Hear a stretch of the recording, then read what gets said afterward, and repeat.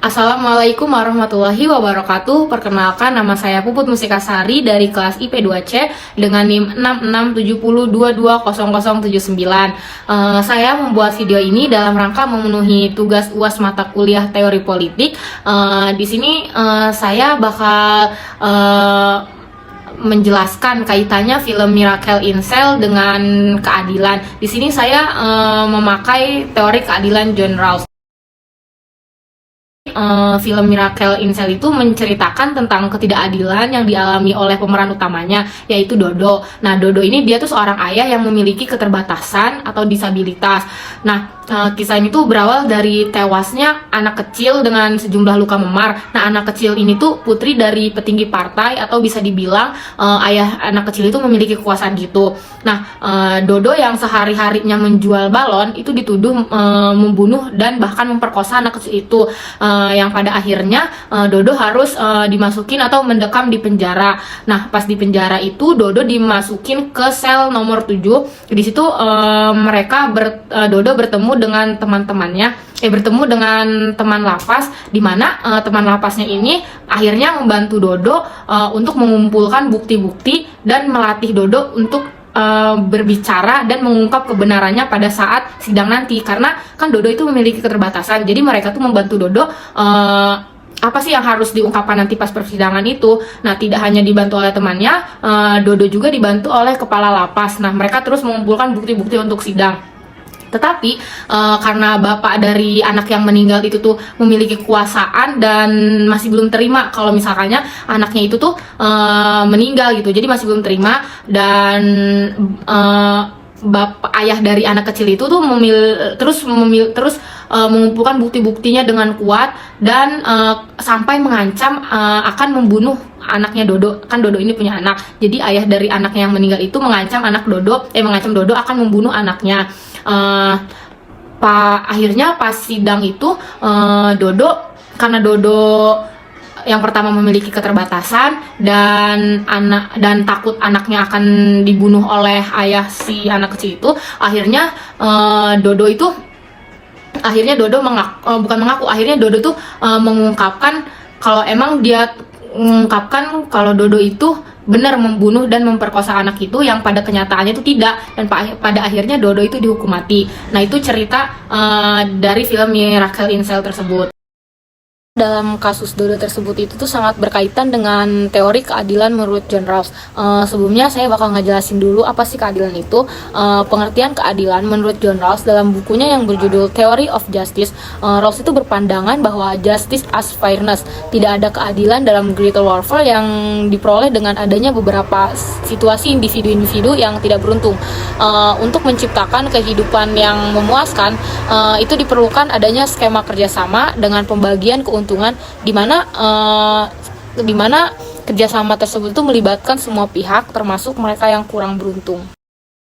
Ada beberapa aspek yang dapat dikaitkan dengan teori keadilan Rawls. Yang pertama itu ada posisi asli dan tabir ketidaktahuan.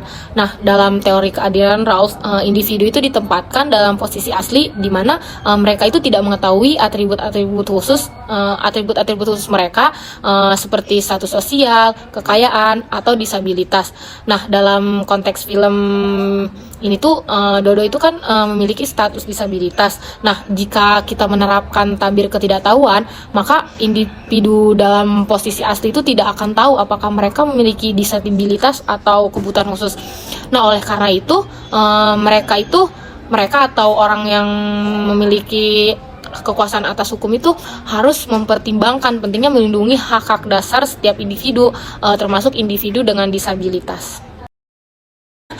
John Rawls itu memiliki dua prinsip keadilan. Nah, yang pertama itu ada prinsip kesetaraan kebebasan, di mana prinsip ini tuh menyatakan bahwa setiap individu itu memiliki hak yang sama terhadap sistem kebebasan politik, yang meliputi kebebasan berbicara, beragama, berkumpul, dan lain sebagainya. Nah, kebutuhan untuk menjaga kebebasan ini tuh harus dihormati dan dilindungi untuk semua orang dalam masyarakat, tanpa adanya diskriminasi atau perlakuan yang tidak adil. Nah, prinsip keadilan yang kedua menurut John Rawls itu yaitu prinsip kesetaraan kesempatan dan prinsip perbedaan yang adil. Nah, prinsip kesetaraan kesempatan itu menyatakan bahwa setiap individu itu harus memiliki akses yang sama terhadap kesempatan dan sumber daya yang penting dalam masyarakat. Nah, seperti pendidikan, kesehatan, pekerjaan, dan keadilan sosial.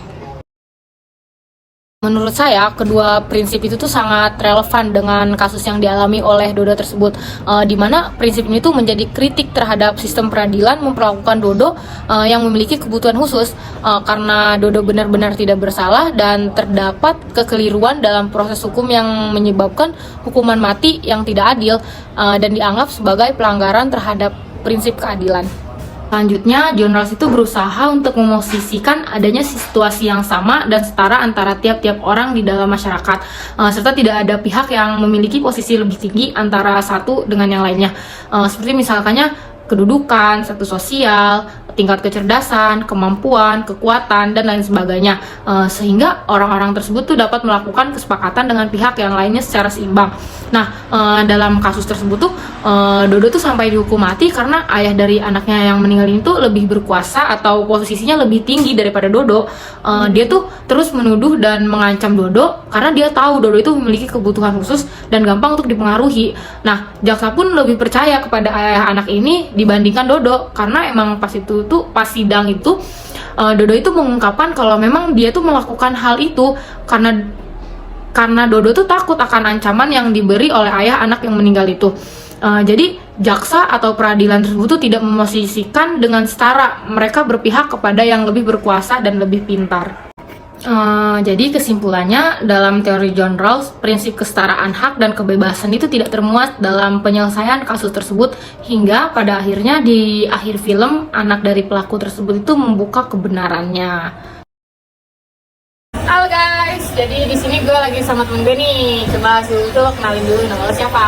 Halo, nama gue Rifki dari Visip Pontianak. Oke, kita langsung aja Ki ya. Jadi sini gue bakal kasih pertanyaan nih buat lo. Pertanyaan yang pertama tuh, gue mau nanya nih, menurut lo keadilan tuh kayak gimana sih? Menurut lo keadilan tuh apa? Keadilan itu ketika semua orang mendapatkan haknya yang sama. Di sini tuh ketika semua orang itu dapat mengakses kesempatan yang sama gitu dengan orang lain. Itu sih secara gambarannya. Oke, lanjut nih ya. Lo tau kan film Miracle in Cell? Lo nonton nggak? Nonton. Nah, di situ kan itu ada kasus tuh yang menurut gua kasus itu gak adil loh buat Dodo, si pemeran utama itu, karena dia kan punya keterbatasan gitu ya. Nah, menurut lo cara peradilan menyikapi kasus Dodo tuh gimana gitu? Dalam film itu keadilannya tuh udah bener atau belum gitu? Oke.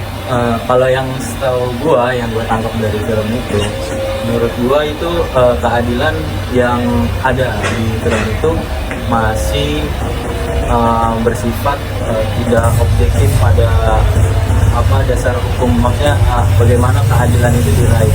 Itu kan kasus tersebut kan menyangkut bagaimana si Dodo ini dituduh seakan-akan dia menjadi pembunuh anaknya si petinggi partai. Nah ini di sini adanya relasi kuasa juga, bagaimana si anak petinggi partai ini, anak si petinggi partai yang meninggal karena dibunuh padahal bukan sama si Dodo. Dia mempunyai kekuasaan, wewenang, kekuasaan yang berlebih, dan akhirnya dia menuduh si Dodo itu sebagai pembunuhnya.